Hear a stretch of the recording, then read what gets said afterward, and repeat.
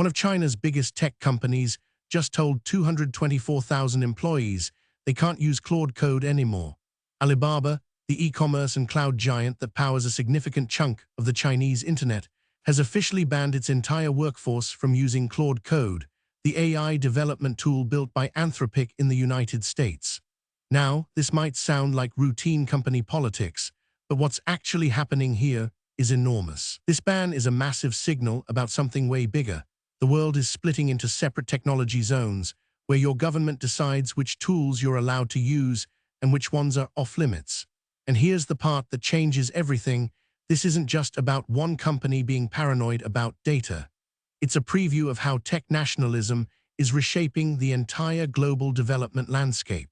When Alibaba bans a United States-made tool, especially a development tool that makes engineers dramatically faster at their jobs, it sends a powerful message to every other Chinese tech company. American AI tools are now politically risky. That creates a cascade effect where companies start moving toward domestic Chinese alternatives instead, which means the global software industry is fracturing into zones: American tools for American companies, Chinese tools for Chinese companies. You're watching in real time how geopolitics is rewriting the tools developers use every single day. Let's start with who Alibaba actually is. If you think Alibaba is just a shopping website, you're missing the bigger picture. It's actually one of the world's most powerful technology companies. Founded in 1999 by Jack Ma, Alibaba powers huge chunks of the Chinese internet. Their e-commerce platforms, Taobao, Tmall, handle more transaction volume in a week than eBay has handled in its entire existence. But that's just the consumer-facing part. Alibaba Cloud is their infrastructure business, and it's genuinely critical infrastructure for thousands of Chinese businesses. Think of it like Amazon Web Services for China. It's the backbone that runs much of China's digital economy. Now, Claude Code is Anthropic's AI development tool. It's a coding assistant that integrates directly into your IDE, your code editor, and it uses AI to help you write better code faster. Developers use it to autocomplete code, spot bugs, explain complex sections, and generally move way faster than they could manually typing everything. In the world of software development, Claude Code has become genuinely popular in just the last year or so. It's not the only AI coding tool out there. GitHub Copilot is another big one, but Claude Code has been gaining ground fast. For Alibaba developers, losing access to Claude Code means they are suddenly cut off from a tool that's become central to how modern teams work. So why would Alibaba suddenly ban Claude Code? The official story is about data security and intellectual property protection. Alibaba's developers work on some of the most valuable code in China: their e-commerce algorithms, their cloud infrastructure, their payment systems. When you feed code into Claude Code for analysis or completion, that code goes to Anthropic's servers. And Anthropic is a United States company based in San Francisco. From Alibaba's perspective, and from China's government perspective, sending proprietary Chinese code to United States servers is a massive security risk. That code could be analyzed, patterns could be extracted, secrets could be leaked. It's the same calculation that's driven other countries to restrict Western tech. But there's also a competitive angle here. China has its own AI coding assistants. Companies like Baidu, Tencent, and ByteDance have all built their own Claude Code alternatives. And honestly, they're not as good yet, not at the same level as Claude Code. But if the government restricts access to foreign tools, Chinese developers are forced to use domestic options, which means those domestic tools improve faster because more people are using them, giving more training data, driving better performance. It's a way of protecting and accelerating Chinese AI development. So this ban serves two purposes at once. It protects data, and it gives domestic AI companies a competitive moat by eliminating their foreign competition. Now, what does this look like in practice for Alibaba's 224,000 employees?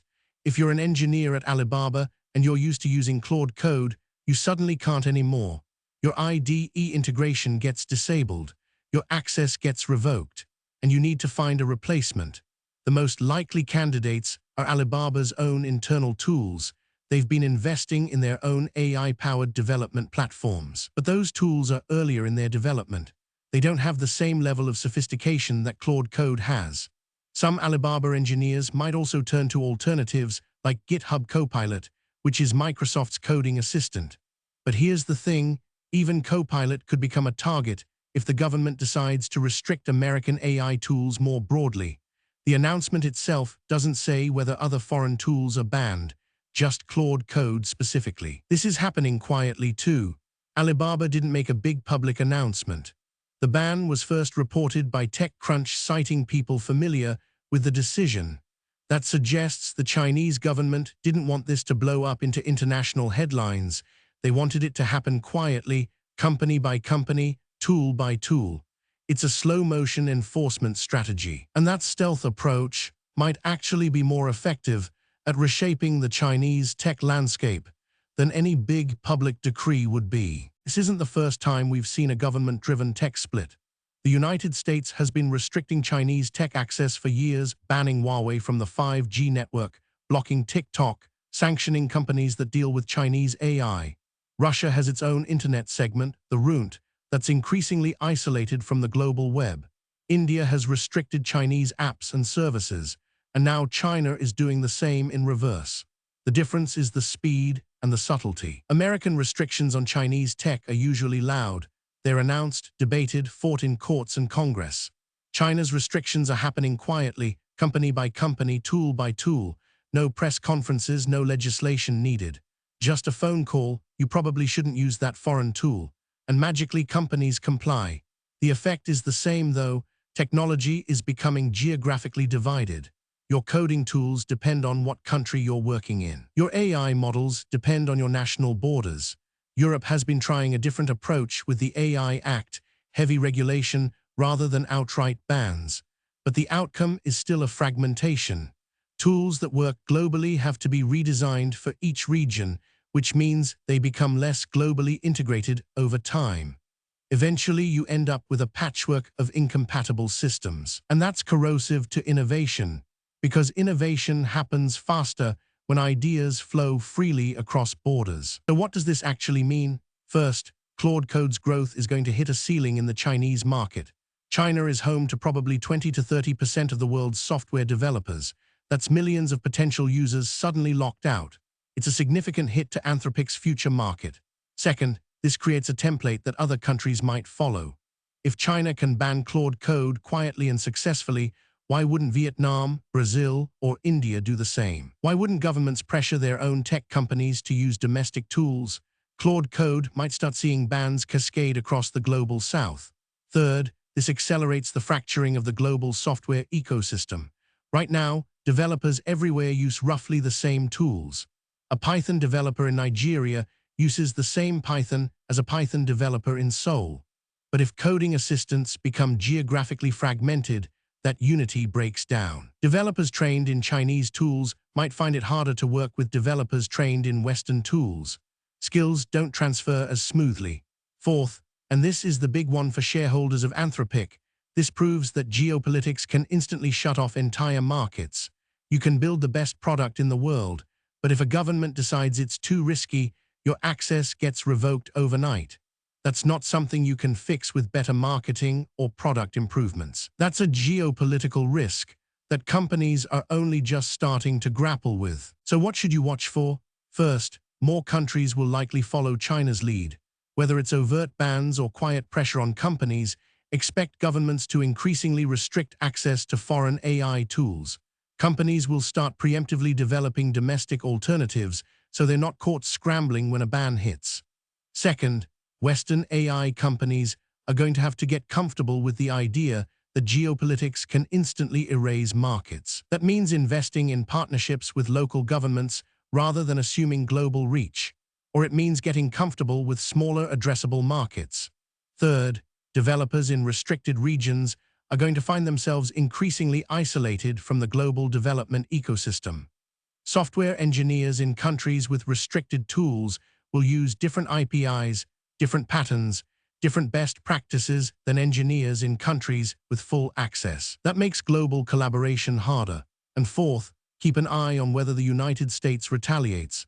Historically, when China restricts American tech, the United States finds ways to restrict Chinese tech in return. That's the tit-for-tat cycle that deepens the split. Right now, the United States is already sanctioning Chinese AI companies.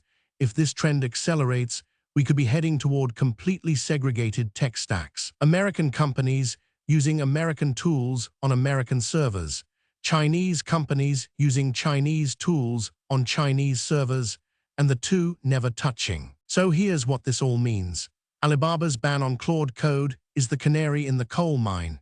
It's a signal that the age of globally unified software development is ending.